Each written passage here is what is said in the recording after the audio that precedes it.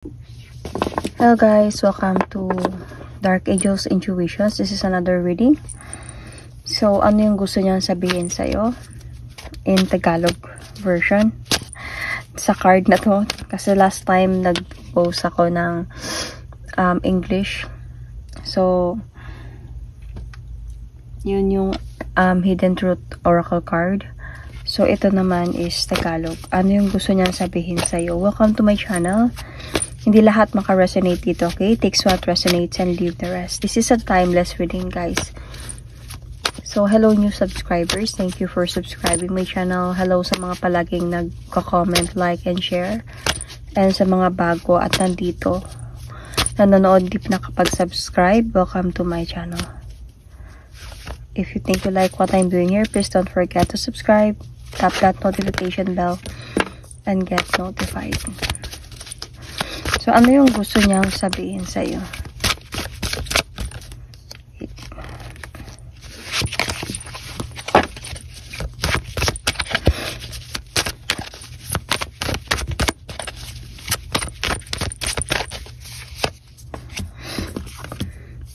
Nahihirapan ako nung wala ka.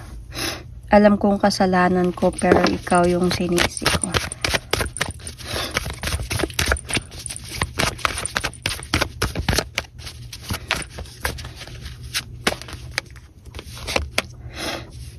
Hinahanap-hanap kita. Kasi nahirapan siya nung nawala ka. Kaya, hinahanap ka niya. Anyway. Let's see, bakit ito yung gusto niya sabihin sa'yo. Nahirapan siyang wala ka. Why?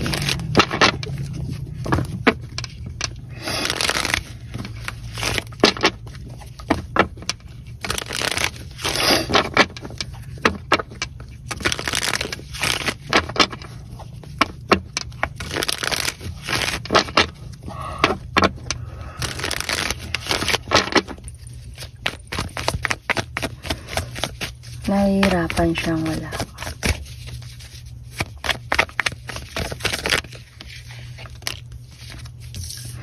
Namimiss ka na niya kasi.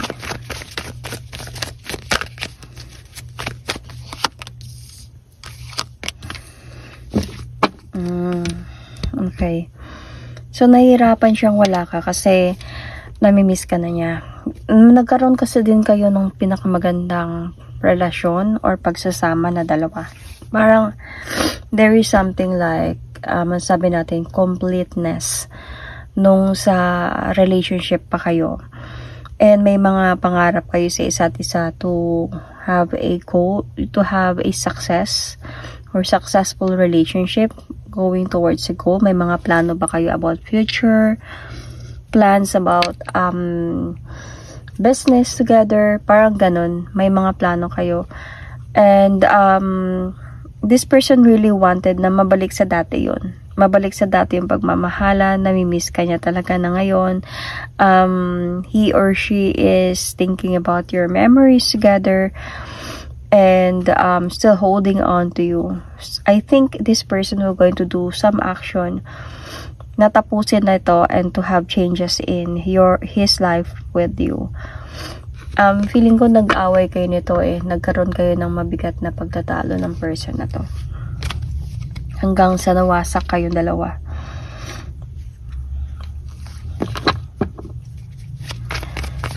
So, alam kong kasalanan ko, pero ikaw ang sinisi ko. So, parang mayroong pagka-manipulation dito.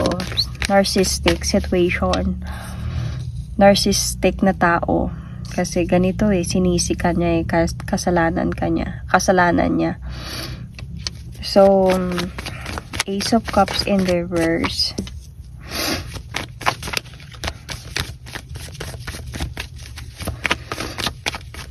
Nung time na nangyari to, lumabo yung pagmamahalan ninyo, yung pagsasama ninyo. Parang kumbaga dati, nasa point kayo ng parang new beginning, thinking about the future. Ang ganda, almost completeness ang meron sa inyo. Sa relationship ninyo or pagsasama ninyo. Bigla siyang nag-fade away. Because I can sense could be dahil may other option na na-involve dito sa relationship ninyo. Lumabo siya.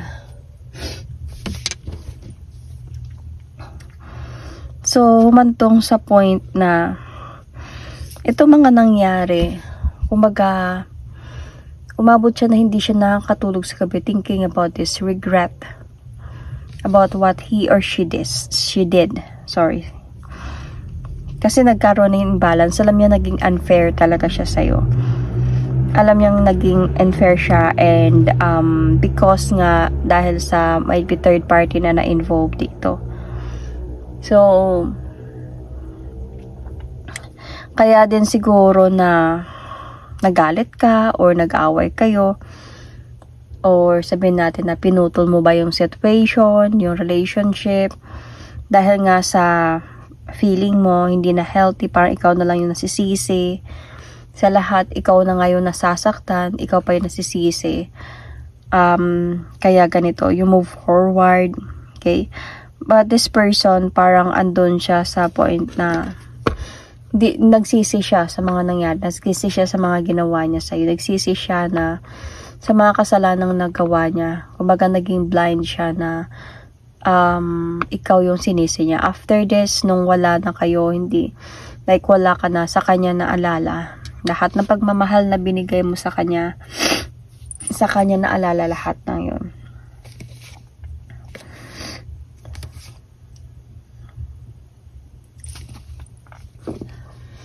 I think kasi before, you were very practical. Kahit nasasaktan ka na,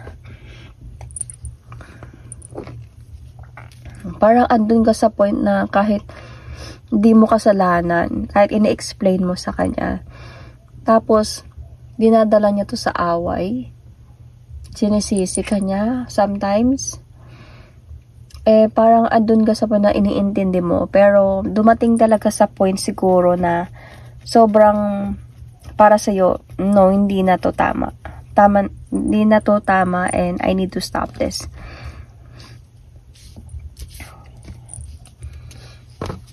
So, hinahanap-hanap ka niya. Let's see.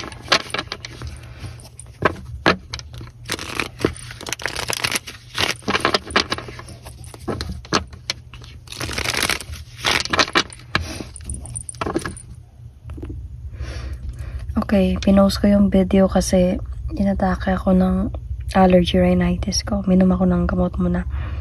Anyway, hinahanap-hanap ka niya. Let's see. Why?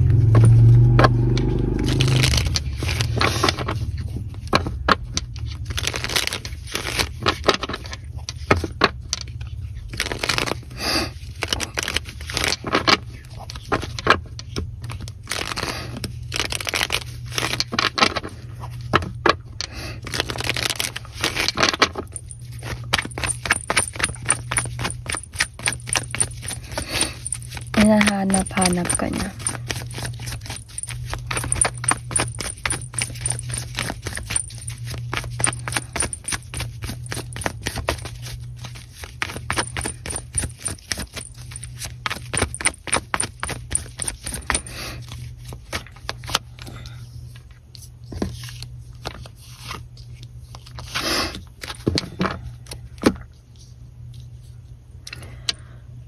Okay.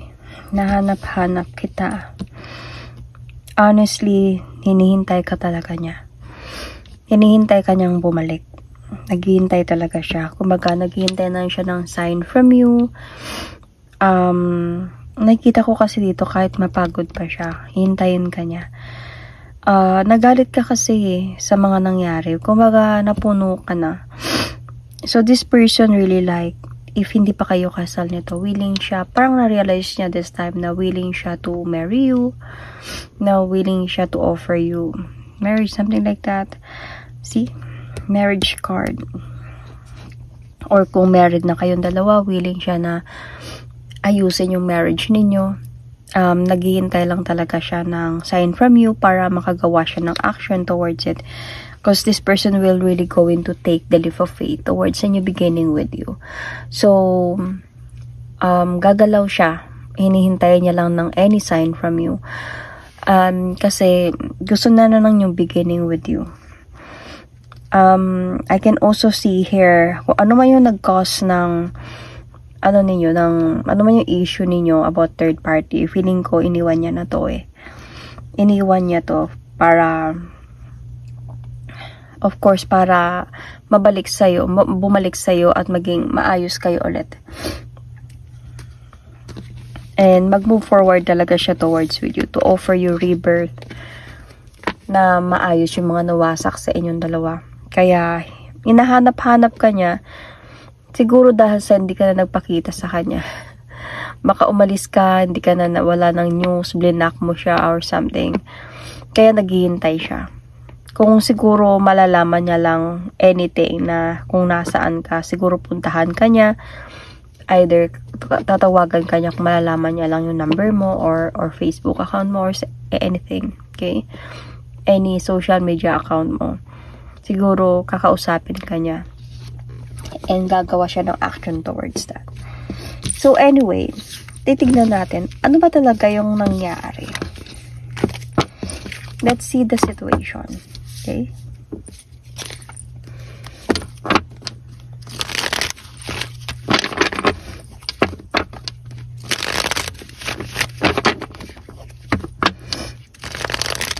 So I can see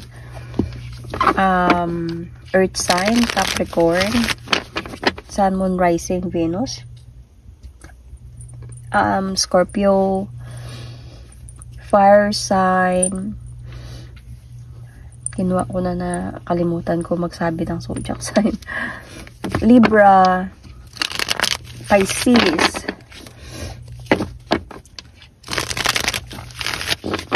Sun, Moon, Rising, Venus. What happened?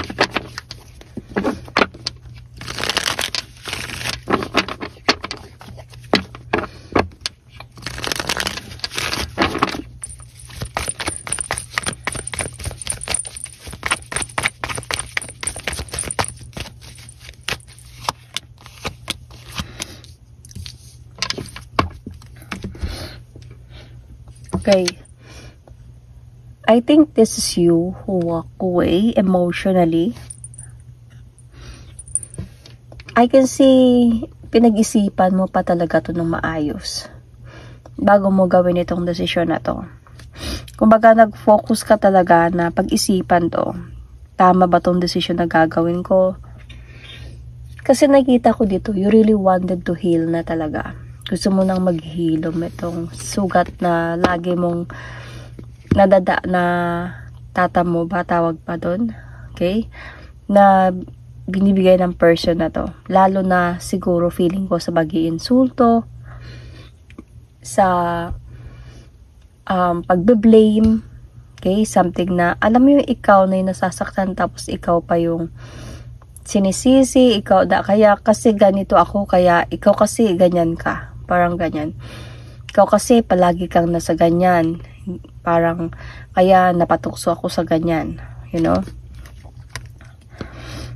So parang naramdaman mo na talaga na dahan-dahan na kayong nawasak, na alam mo, parang feeling mo na patungo na talaga to into separation. Parang nabibigatan ka na din kasi feeling mo ikaw lang yung nagpapasa ng problema dito, kasi nga you are dealing with a narcissistic person.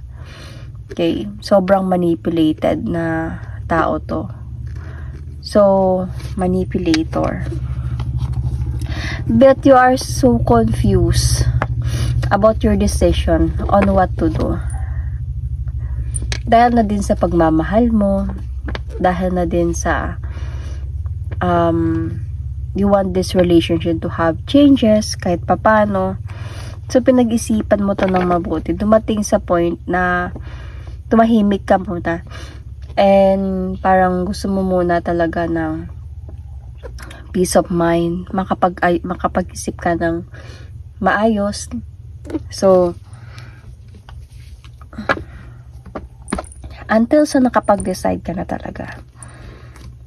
Na parang iniisip mo siguro dito na gusto mong mag-focus na lang sa sarili mo.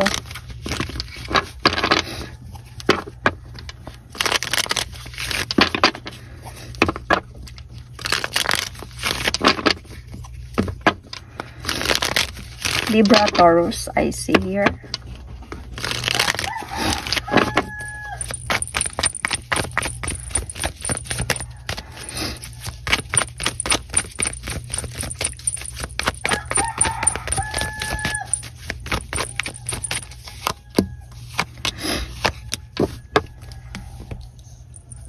Okay.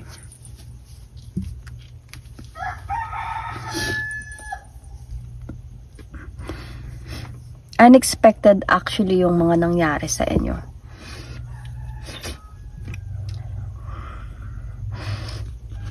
Feeling ko dito, hindi mo akalain sa lahat ng mga nagawa mo para sa taong ito, magkakaroon sa'yo ng clarity na nag-fade away na pala yung relationship ninyo. So, I can see here that yung mga nangyari, nung nangyari yun, etong person na to, nung umalis ka na, etong person na to, bigla siyang nagkaroon ng realization na parang naka-feel siya ng loss and emptiness without you.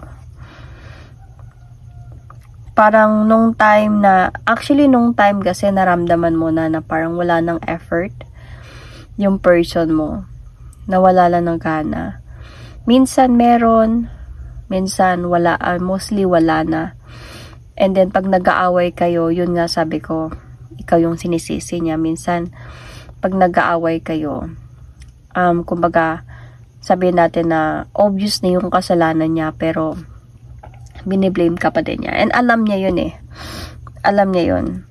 So, na-realize niya yun. Biglang na-awaken siya. Nakaramdam siya ng emptiness and sadness, emptiness and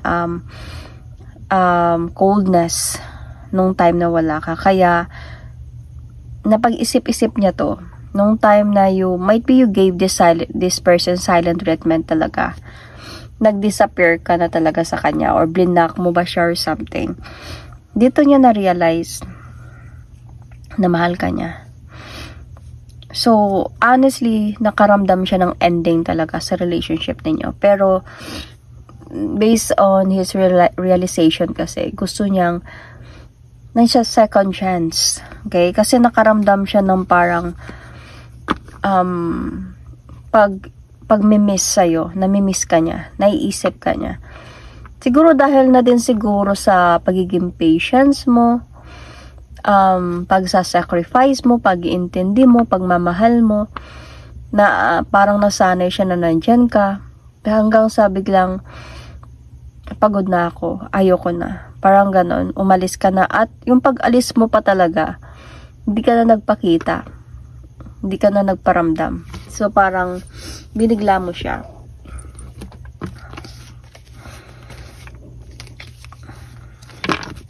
Kasi hindi mo na na-appreciate eh.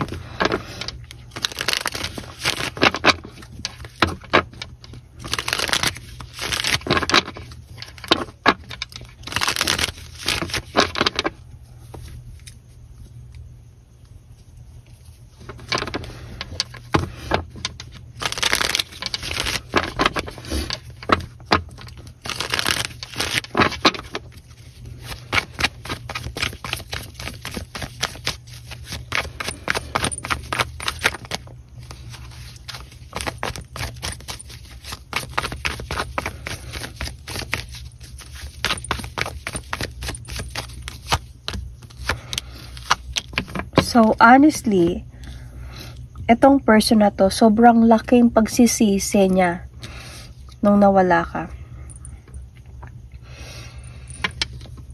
Andun siya sa point na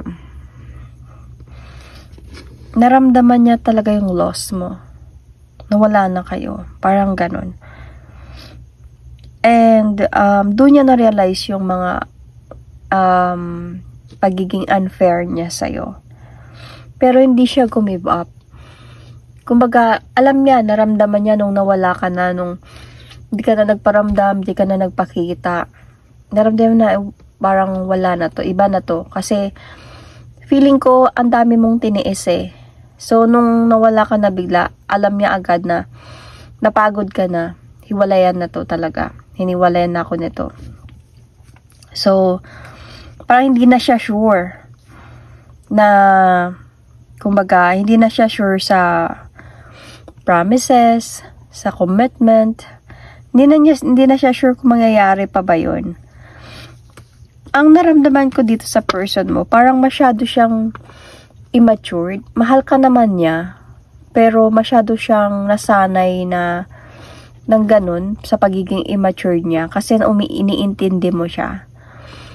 And of course, part of his or her personality na medyo matigas yung ulo niya.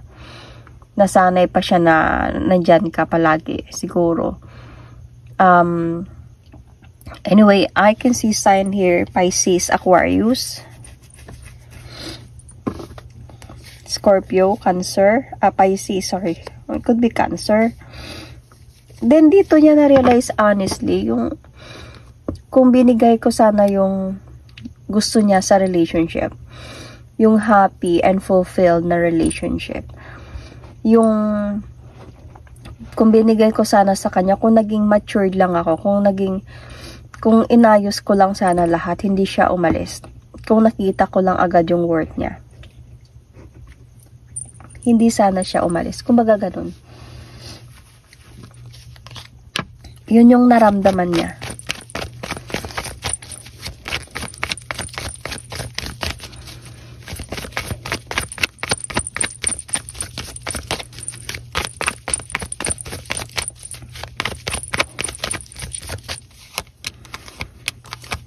Dito naman sa part mo, ang naramdaman mo, ang gulo na.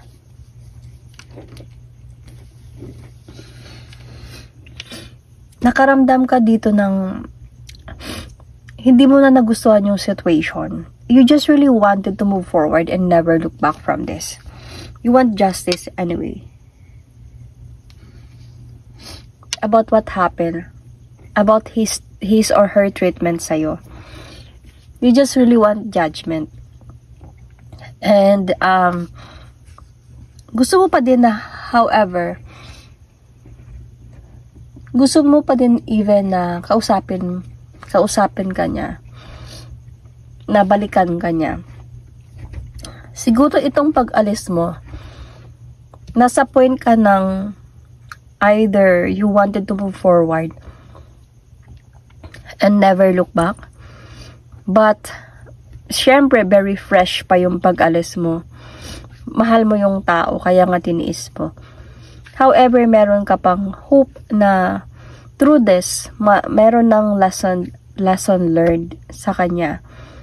Kumbaga, matuto na siya na this time, hindi sa lahat ng pagkakataon tama siya. Hindi sa lahat ng pagkakamali niya, may reason kung bakit ginawa niya yun. At i-blame sa'yo. So, gusto mo siyang matuto, ma-realize ang lahat. So, para matuldukan na din. Because you are very disappointed, honestly. Very disappointed ka. Gusto mo lang naman yung magbago siya maging matured siya, na mag-focus siya sa inyo. Yun lang naman yung gusto niya. Gusto mo din na maging masaya kayo. Gusto mo ng successful relationship. So, yun lang yung gusto mo, pero dumating kasi sa point na nahulog ka into someone immatured, narcissistic na tao. May red flag talaga, may ugali. And one thing, nag-cheat pa talaga siya sa'yo. It's not just about the ugali. Nag-cheat pa siya talaga sa'yo. Okay? Pero alam mo, yung parang feeling mo dito, alam mo naman na babalik talaga siya. So, feeling ko, sa ganitong situation na meron kayo, alam mo na, nagawa na to dati. Kumbaga, siguro nung dati, umiwas ka, pero nandyan ka pa din Kumbaga, nagpaparamdam ka pa. Kahit papano, alam niya kung saan ka puntahan ba, alam niya paano ka kontakin, hindi mo siya blinak or anything. Tumahimik ka lang. Pero this time kasi, nawala ka talaga, kaya hinahanap ka niya. Pero alam mo, nahanapin ka pa din niya. Kasi nangyari na din to before. Hindi lang sa same as right now na nawala ka talaga. Kasi kaya nahanap-hanap ka niya. Alam mo na pupuntahan ka niya or alam mo na babalikan ka niya. And you are also spying anyway. Kung ano na yun ang nangyari sa kanya. However, itong pag-alis mo, it's just to give this person a lesson. May ipit ka pa din sa nararamdaman mo. Kumbaga, hindi mo pa din siya kaya iwan. So, ano yung pwedeng mangyari?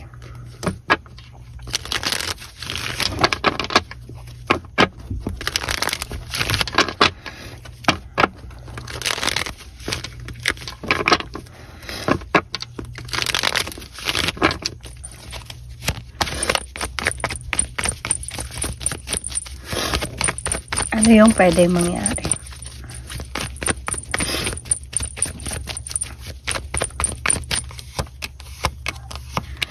See?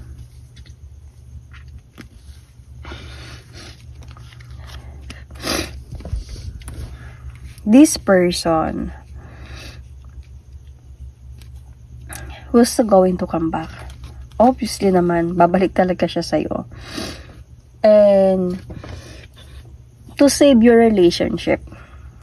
Pero honestly, see, babalik siya. Pero honestly, nakikita ko dito, sa pagbabalik niya, sa pag-offer niya ng new beginning sa'yo, I think you will going to make a decision talaga. One day, kasi hindi naman to sabihin na sunod-sunod eh. Hindi naman to sabihin na Monday, ito yung nangyari. Tuesday, ito yung nangyari. Thursday, nagkita kayo, no? Siyempre, madami pa tong pwedeng mangyari. Kumbaga, sabihin natin may madami pang paghihintay, madaming araw pa ng paghihintay, or buwan ba ng paghihintay. Mga ganong mga bagay, hindi to agad na mangyari in an instant. 1 week, tapos na nagkabalikan na kayo ulit. Ngayon, nagsisi siya, hinahanap-hanap pa niya. Bukas, nahanap ka na niya. No, hindi ganon. Hindi ganon yung situation. Okay, dadating sa point na, kumbaga, babalik siya in the future. Okay, pero dadating sa point na might be you will going to decide na talaga. Makapag-isip-isip ka kasi dito, nung time na medyo tumahimik ka talaga, you gave this person a silent treatment. During those time, medyo, sabi ko nga kanina, ano ka, parang naiipit ka sa sitwasyon, sa nararamdaman mo. Babalik ka, tatanggapin mo, or mag-move forward ka na and never look back. Dala-dala yun ng mabigat na problema na meron ka. Sinolo mo yun eh. Parang feeling mo na pasan mo yung burden ng relationship ninyo. Yung mga pinagdaanan ninyo. So, feeling ko through this, napag-isip-isip ka kasi nag-soul searching ka dito. Until sa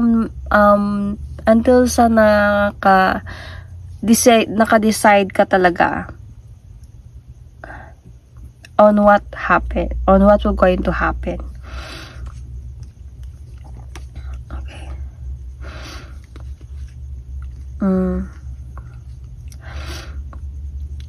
I can sense kasi dito, hindi madali para sa kanya na bumalik sa'yo. Pero, meron pa din ako nakikitang in the future ng pag-aayos sa inyo.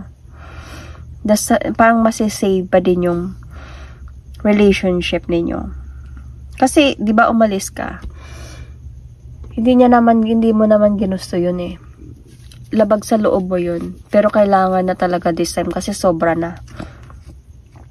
Parang planado mo yun. Plano mo na gawin yun para matuto lang talaga siya. Pero, of course, gusto mo pa din na siya yung makasama mo habang buhay. Gusto mo pa din na magbago siya. Kaya, there is still chance ng pagbabago dito sa inyo.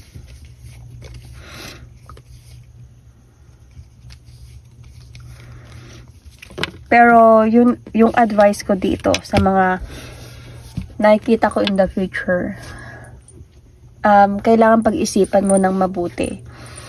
yung decision na pagbabalik dito sa taong ito. Kailangan pag-isipan mo ng mabuti kung parang wag ka lang susunod sa nararamdaman mong pagmamahal. Kasi I can sense that you are very parang fragile. Fragile talaga yung puso mo. Marupok, kumbaga. Dealing with this person, dito pa lang. This is so narcissistic and this is a part of his personality. Hindi to magbabago dahil sa umalis ka, hindi ka nagparamdam, dahil sa hindi siya natuto doon. Kung magkasabihin na natin, a bit of like na-realize niya, may realization sa kanya, nahirapan siya nung wala ka kasi nasanay siya na nandiyan ka. Nasanay siya sa pagtitiis mo. Nasanay siya na kung mag-aaway kayo, kumbaga nilulunok mo lang yung mga sinasabi niya. Kasi hindi naman all the time ganun eh.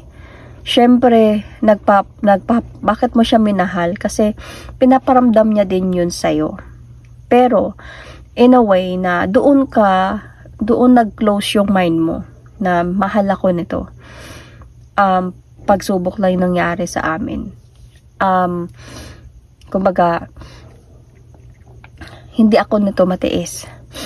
Kasi nung time kasi na a bit umiiwas ka din, nagsa-silent treatment ka din kasi before eh, pero not the same as now na totally napagod ka.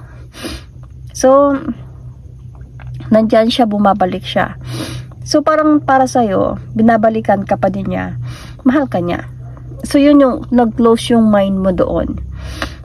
So, syempre, dito sa mga nangyaring ito, kasi hanapin ka talaga niya. Tapos, babalikan ka talaga niya. Kasi, ikaw lang yung nakakaintindi sa kanya eh. Ikaw lang yung nakakatiis sa kanya. Not because of, yeah, mahal ka niya. Okay, sabihin natin mahal ka niya. Pero, andun kasi sa point na magbabago siya kung kailan niya gusto magbago. Okay, kung ito lang, ganito lang yun. Kung dito sa part na to, sa ginawa mo na to, sa pagbalik niya, nakikita mo pa din yung red flag na yon na walang pagbabago na kung mag-aaway kayo. Sisigin ka pa din niya kung mag-aaway kayo, imbes na lalo na kung siya yung lalaki. Imbes na akuin niya na lang yung kasalanan, tumahimik na lang siya, ayusin niya yung ano ninyo, sigawan ka pa niya or something mga hindi maganda. Kasi hindi maganda yung ugali niya. Siya yung nasusunod. Gusto niya siya yung nasusunod. Very jealous person. Controlling even. Okay? So,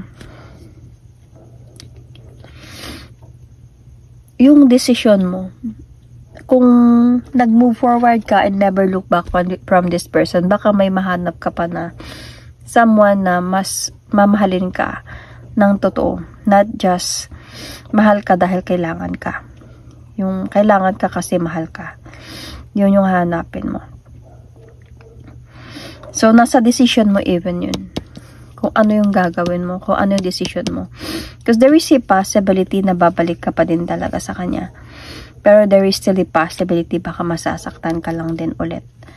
So, pag-isipan mo ng mabuti yung decision mo sa pagbalik ng person na to. Okay. Kumbaga, sabihin natin, kung babalik man siya, then ipapatunayan mo muna sa kanya na kaya niyang magtiis, kaya niyang i-prove yun sa'yo nang hindi mo siya sinasagot muna. Nang papakita mo din sa kanya na ipapakita mo din sa kanya na hindi ka na interested. Hindi ka na same before. And para makita mo yung pagbabago sa kanya. Kasi kung magiging same ka pa din before, wala. Parang ano lang yan siya na magtagumpay siya kasi nakuha ka niya ulit. So gagawin niya naman yun ulit. So kailangan mag-i-change mo yung lahat. Pagbabago kumbaga. So that is my reading for you. Thank you and God bless. Anyway, I can see Capricorn, Virgo, Cancer, Scorpio, Pisces. As I said earlier, yung mga signs earlier. So, yun. That is my reading for you. Thank you and God bless.